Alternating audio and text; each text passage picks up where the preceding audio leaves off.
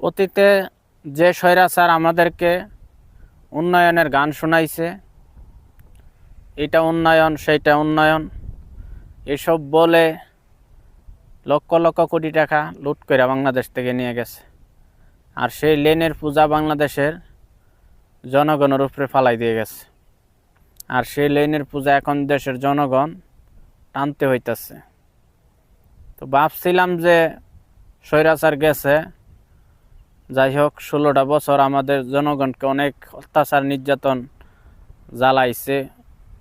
বহুত জিনিসপত্রের দাম বাড়াইছে, বিদ্যুতের দাম বাড়াইছে। দেশের জনগণের